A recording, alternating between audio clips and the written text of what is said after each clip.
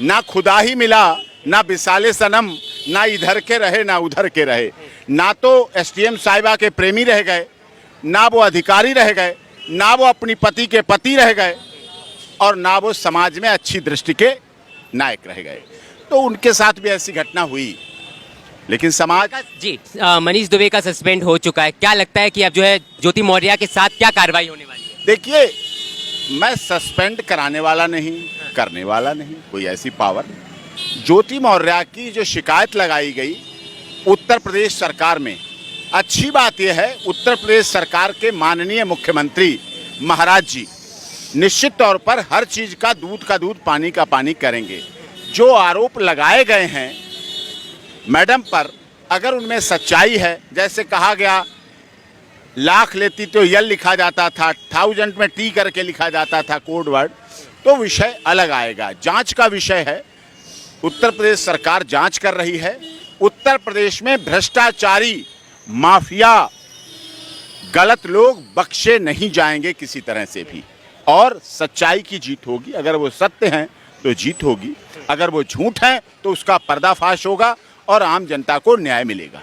लगातार देखा जाता है कि जो आईएएस पीसीएस बनते हैं लोग प्रेरणादायक होते हैं और लोगों के लिए, लेकिन ये जो एसडीएम बनी है मैडम, इनको लेकर जो है काफी लोगों ने अपनी अपनी पत्नियों को जो बाहर पढ़ाने के लिए भेजते थे उनको घर बुला लिया है। अब लोग कहने लगे हैं बेटी पढ़ाओ तो ठीक है, बीबी ना पढ़ाओ। पहले उसे बीबी बनी रहने दो, धर्म पत्नी बनी रहने दो, बच्चों की माँ बनी रहने दो, सास ससुर की बहू बनी रहने दो, नहीं तो एसडीएम साहिबा जैसा आरोप आ जाएगा। 50 लाख दहेज, फॉर्च्यूनर गाड़ी, ये झूठे आरोपों से सामना करना पड़ जाएगा। ये सच है। हमारे भी कई इंस्टीट्यूट हैं, उनके मालिक लोग हैं, संपर्क में हैं, मित्र हैं, उद्घाटन किए उनके। उनका कहना है अब ये इस घटना के बाद समाज में बड़ा परिणाम आया है। एक्चुअली हुआ क्या, एक सूर्यवंशम फिल्म थी, उसमें हीरा ठाकुर का एक रोल देखा गया। हीरा ठाकुर जो था उसे परिवार से अलग कर दिया गया था माता पिता ने, तो हीरा ठाकुर ने अपनी पत्नी को पढ़ाया, लिखाया, बढ़ाया और अधिकारी बनाया।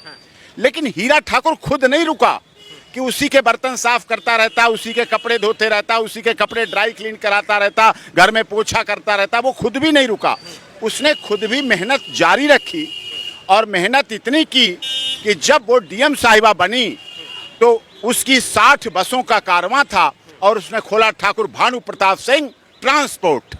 300 बीघा जमीन थी।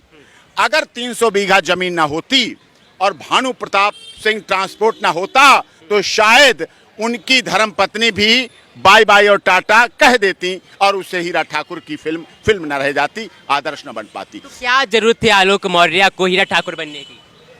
हर एक को बनना चाहिए। हर एक अपनी पत्नी को चाहता है, प्यार करता है, दीवानगी की हद तक चाहता है। अपनी पत्नी को इतना चाहता है, अपनी बहन से लड़ लेता है, भांजे भांजियों से लड़ लेता है, माता पिता से लड़ लेता है, माता पिता को छोड़ देता है, भाई को छोड़ देता है, सब रिश्ते छोड़ देते हैं। सासू तीरथ ससुरा तीरथ, सारे धाम घर वाली है, ऐसा भी आता है। सारे तीरथ, ससुरा तीरथ, सासू तीरथ और सारे धाम घर वाली है, सब उसमें देखते हैं।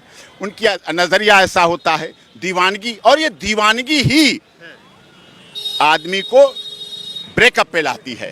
ब्रेकअप का कारण यही है, शादी के बाद अपनी दोस्ती खत्म कर देता है, परिवार मित्रों से मिलना बंद कर देता है, उसी में दीवानगी में रहता है, तो इसीलिए ऐसा हो जाता है।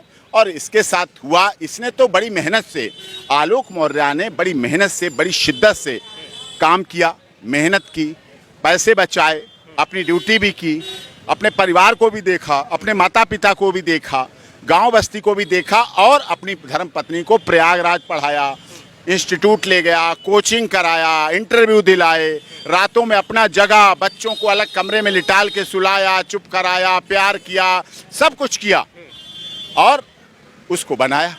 लेकिन अब बनने के बाद हमारे देश की ऐसी प्रथा है, इस देश में बड़े प्रधानमंत्री हुए, मैं बड़ी बात आपके चैनल पे कह रहा हूँ, प्रधानमंत्री हुए, न्यायाधीश हुए, चीफ जस्टिस हुए, राष्ट्रपति हुए, अभिनेता, राजनेता, व्यापारी, सब कुछ हुए, और उनकी पत्नियां कम पढ़ी लिखी थी, क्योंकि हमारा देश अभी विकासशील है, विकसित नहीं हुआ है, अभी विकसित होने की उसमें चल रहा है, विकासशील है।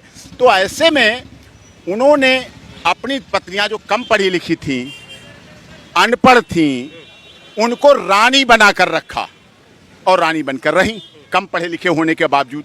कई तो देश के मुख्यमंत्री ऐसे हुए जिनकी कम पढ़ी लिखी पत्नियां बाद में मुख्यमंत्री पद तक तो पहुंची और सत्ता की धुरी उनके इर्द गिर्द घूमती रही। लेकिन चला, पुरुष तो स्वीकार कर लेता है अपनी कम पढ़ी लिखी पत्नी को, लेकिन जब महिला पढ़ती है, महिला आगे बढ़ती है, उसकी आन मान शान बढ़ती है, उसका प्रमोशन बढ़ता है, उसकी सैलरी बढ़ती है, उसकी इज्जत बढ़ती है, तो वो कभी भी अपने उस पति को जो कम पढ़ा लिखा है, योग्यता नहीं है, सुंदर उतना नहीं है, मॉडर्न नहीं है, और क्योंकि वो तो पति होता है, वो दोस्त तो होता नहीं है, जो परफ्यूम लगा के आए, जो ड्राई क्लीन कपड़े पहन के आए, जो होटल में तुमसे मिले, जो वहाँ जाके बात करे, वो तो ऐसा पति होता नहीं है। तो ऐसी स्थिति में उसको छोड़ देती हैं, तिरस्कृत कर देती हैं। वो बेचारा, बेसहारा, असहाय, दुखी, पीड़ित पति बनकर समाज में या तो जीता है या तो आलोक मर्रा जैसे आंखों के आंसू बाहर निकल आते हैं जो आप लोग देखते हैं, और नहीं तो कितने पति इस देश में 150 से 250 पति, पुरुष, बॉयफ्रेंड, मित्र आत्महत्या कर लेते हैं प्रतिदिन। एसडीएम साहिबा का कहना है कि उनकी मर्जी से शादी नहीं हुई, उन्हें उत्पीड़न किया गया है दहेज को लेकर। देखिए, 13 साल पहले शादी हुई है।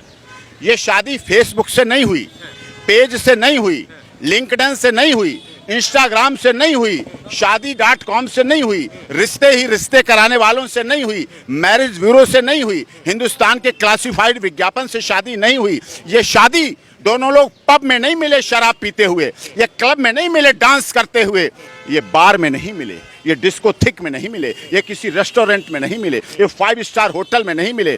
दिल नहीं पहले भेजा गया सोशल मीडिया के द्वारा, दिल भेज दिए गए हो, उधर से दिल आ गए हो ढेर सारे। नो, चिट्ठी नहीं भेजी, SMS I love you too नहीं आया। ये हुई है शादी गांव में 13 साल पहले।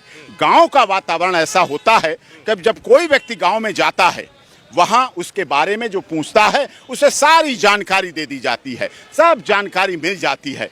ये महानगर की लाइफ अलग है। ऊपर वाले को नीचे का नहीं पता, नीचे वाले को दाएं वाले का नहीं पता, दाएं वाले को बाएं वाले का नहीं पता। गांव है, गांव में आज भी छप्पर 40 लोग इकट्ठे होकर उठा देते हैं। आज भी शहरों में साक्षी और साहिल के 16 चाकू मारे जाते रहे, किसी ने बचाने का प्रयास नहीं किया। गांव में ऐसी घटना नहीं होती है। गांव आज भी जीवंत हैं, ज्वलंत हैं।